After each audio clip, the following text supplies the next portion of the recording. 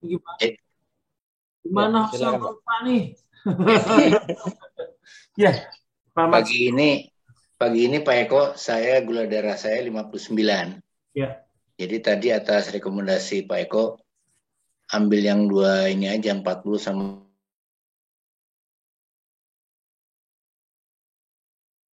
sekarang saya olah nafas full itu turunnya itu cuma sedikit. Jadi saya penasaran itu seri itu saya ulang-ulang. Nah, cuman efeknya juga begitu Pak, turunnya cuma sedikit. Cuman 5 6 karena penasaran itu kok jadi efeknya itu pagi ini saya terheran-heran kok langsung turun 50 menjadi 59. biasanya gula darah pagi berapa? Ada puasa. Ya selama ini Pak saya berkisar di bawah 120 di atas 100 Pak. Oh iya. Tapi Ya. pagi ini banyak sekali turunnya. Ya, bahkan tanggal 9 November itu saya dropnya itu 86 unit Pak. 86 unit. Iya, betul. Dari 160 menjadi 80 Pak. Wow. Nah, sekarang pertanyaan saya Pak, kenapa olah nafas itu kok efeknya itu nggak segera 5 menit atau 10 menit baru 5 jam atau 6 jam kemudian seperti kasusnya saya pagi ini Pak. Nah itu pertanyaan saya yang pertama. Terus yang kedua Pak, karena penurunan ini tuh random, ada yang 80, ada yang 50. Saya takutnya itu khawatir itu saya turunnya itu sampai akhirnya gula darah saya itu 5 misalnya. Ini misal aja Pak, karena rasa ketakutan saya.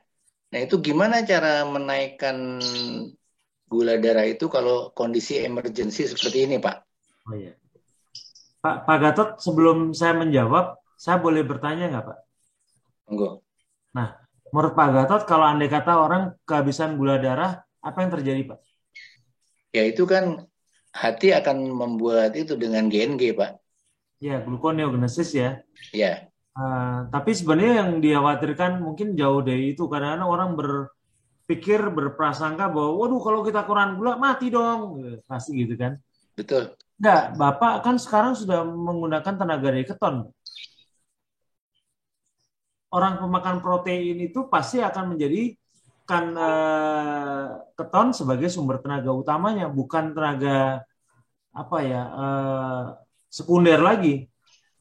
Kalau tadinya tenaga primer kita datangnya dari karbohidrat primer, artinya pada saat seorang mengalami di mana kekurangan gula atau mengalami hipoglikemia, maka seorang akan lemas, tidak bertenaga, bahkan dalam beberapa hal mungkin shock, drop.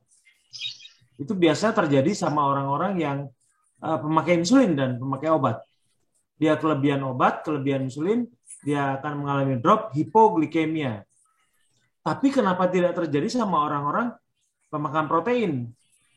Karena yang jadi tenaganya bukan yang primer, bukan lagi karbohidrat, tapi sudah berubah oleh tenaga dari protein yang namanya keton itu. Makanya gula darah walaupun 20, kita masih di jalan sini, jalan sana, berjalan-jalan atau berkegiatan, kita nggak akan kehabisan tenaga karena tenaga kita yang dipakai keton, Pak. Dan itu butuh waktu. Makanya seseorang pemakan karbohidrat, seseorang pemakan karbohidrat tidak bisa mencapai tenaga keton itu dengan segera. Bedanya dengan kita karena kita sudah melewati pelatihan.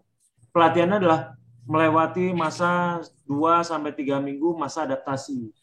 Jadi orang yang tadinya pemakan karbohidrat begitu misalnya drop terus dengan segera dia ingin menggunakan keton nggak bisa Pak. Tetap drop dia. Akan sulit. Tetapi orang yang sudah biasa menggunakan keton dan mengenal ketonnya dengan baik melalui proses adaptasi tadi, biasanya biarpun gula darah rendah, walaupun nanti tubuh akan membuat gluconeogenesis untuk menyuplai gula kembali, dia tidak akan kehabisan tenaga. Itu pertanyaan kedua, Pak ya. Saya jawab.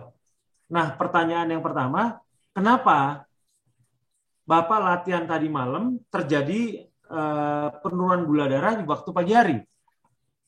Iya kan? Kelihatan sekali. Terus kemudian Bapak bertanya, saya boleh latihan lagi nggak?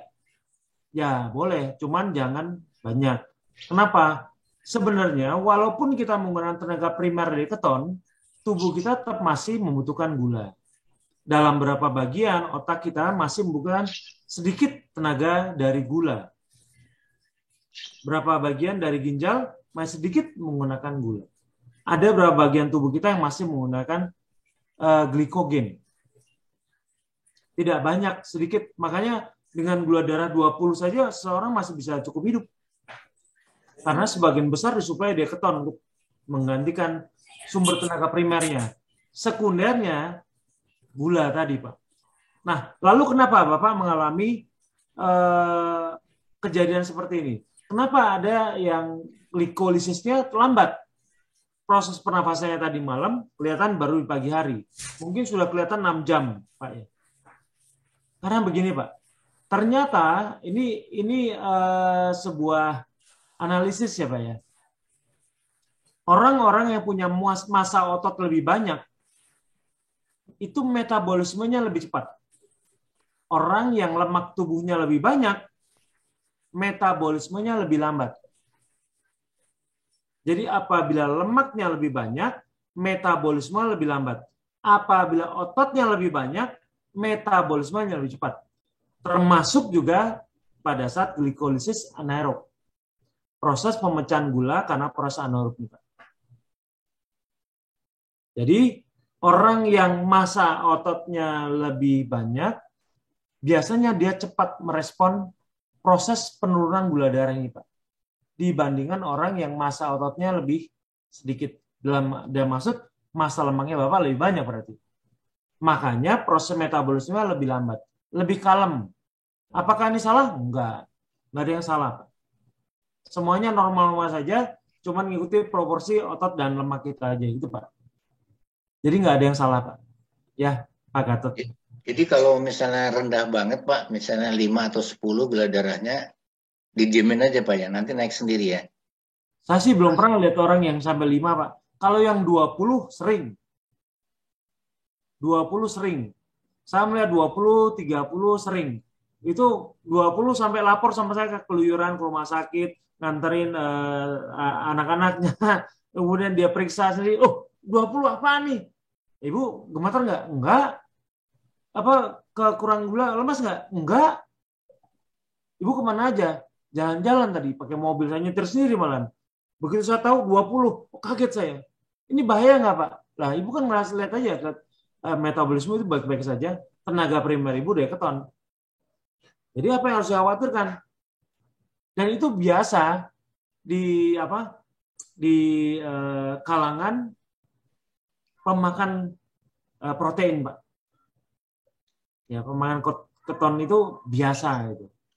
Tetapi untuk kalangan medis itu berbahaya. Pada saat mereka selalu beranggapan bahwa sumber utama tenaga manusia adalah karbohidrat. Padahal ada namanya keton. Cuman ketonnya jarang kita bahas, Pak. Bapak mungkin baru dengar di grup ini kali ya. Ya, padahal tenaga keton itu adalah tenaga yang tersembunyi. Ini baru tersibak. Padahal pada saat seseorang puasa, itu dia lebih banyak menggunakan tenaga ketonnya, Pak. Sekarang misalnya Bapak sedang puasa. Bapak sahur misalnya jam 4 atau setengah 4. Terjadi proses kegiatan terus-menerus sampai jam 11. Pada saat itu, gula darah Bapak akan mulai menipis, Pak. Sumber-sumber tenaga mulai habis. Pada saat jam 12, Bapak mulai lapar. Mulai lapar artinya gula darah sudah turun banyak. Harus minta diisi. Tapi karena puasa, kita diminta untuk mempertahankan kondisi itu. Terus, pada mulai saat jam 2, mulai terjadi peralihan, Pak. Sumber tenaga kita yang dari karbohidrat mulai digantikan tenaga keton. Dari mana keton itu? Datangnya dari lemak kita, Pak. Lemak tubuh. Lemak tubuh dipecah melalui proses yang namanya lipolisis. Dari kata lipo, lemak, lisis pemecahan.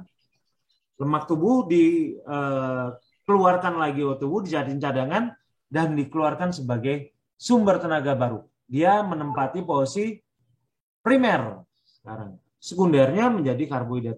Tetapi sayangnya ini tidak terlatih. Makanya orang yang puasa baru minggu-minggu awal, biasanya mereka lebih emosional.